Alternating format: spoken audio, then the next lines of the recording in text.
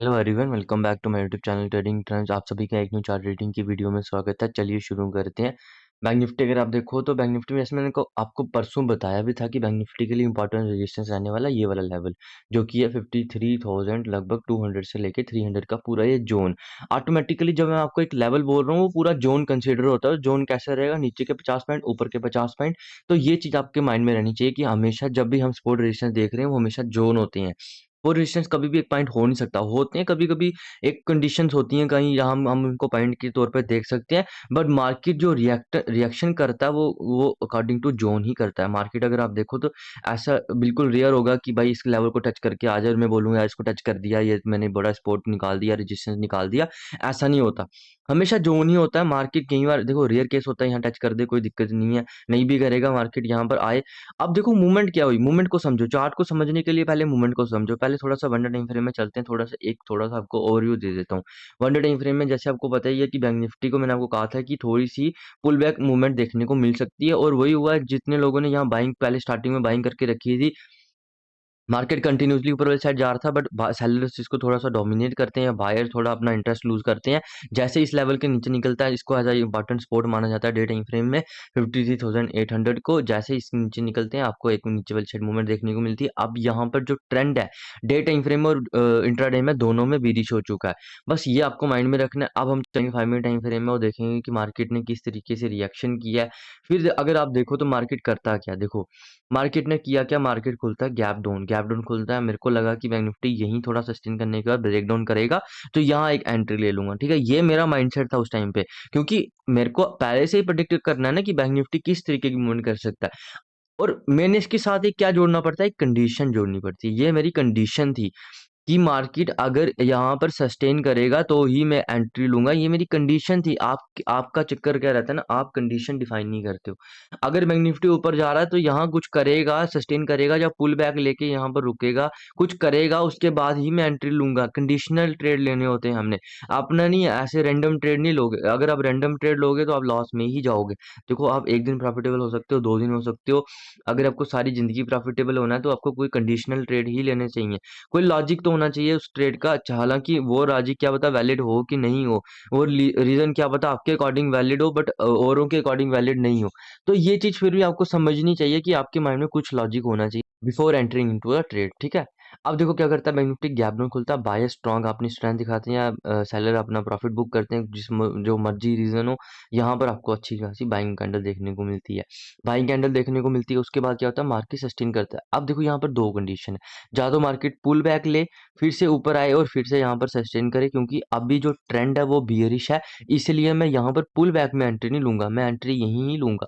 Trend bullish है तो मैं ये नहीं है कि मार्केट आया पुल बैक किया यहीं एंट्री ले लूंगा। ये तब लूंगा जब ट्रेंड बुलिश है।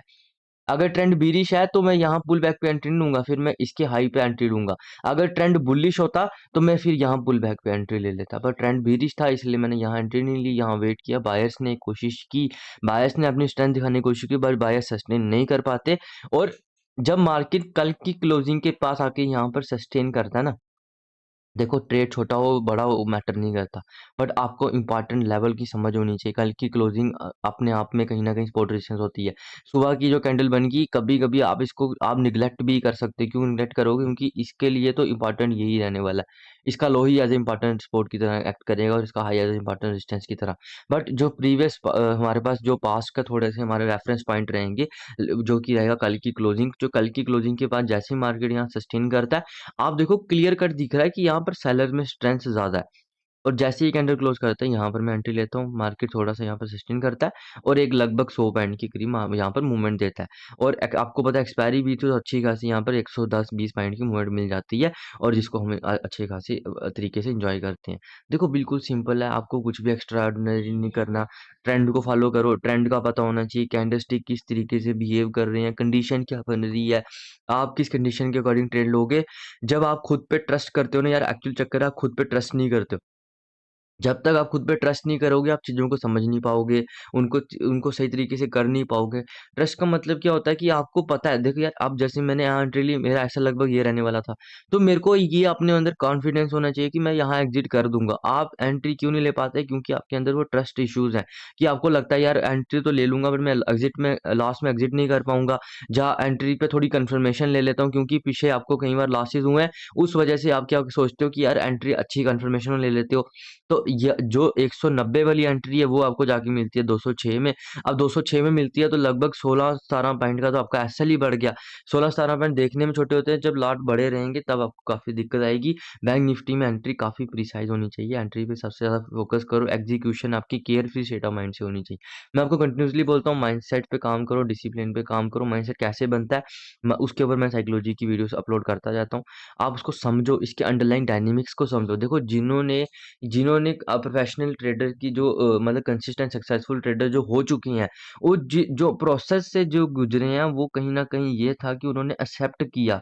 एक्सेप्ट क्या किया कि भाई मार्केट से लड़ने का फ़ायदा नहीं है, कि भाई मार्केट में अगर आप लॉस में हो तो उसको एग्ज़िट ही करो, क्योंकि वहाँ अगर आप फाइट करोगे तो मार्केट आपकी पूरी कैपिटल वाइप आउट कर देगा। तो जिन्होंने भी अगर कहीं न कहीं थोड़े से प्रोफेशनल उन्होंने कंसिस्टेंट सक्सेसफुल ट्रेडर बने हैं, या थोड़े जिनको हम प्रोफेशनल बोल सकते हैं, उन्होंने एक्सेप्ट किया भाई, उन्होंने ये चीज़ को बिल्कुल एक्सेप्ट कर लिया अपने माइंड में, डीएनए में उनके इम्प्लांट हो गया कि भाई हम मार्केट से फाइट नहीं कर सकते, हमें मार्केट में अपने सर्टेन रूल्स के अकॉर्डिंग चलना पड़ेगा और उन रूल्स को ही फॉलो करके अगर हम कंसिस्टेंट ट्रेडर बन सकते हैं, ऐसा कोई तरीका नहीं है कि आप और कंसिस्टेंट सक्सेसफुल ट्रेडर बन पाओ।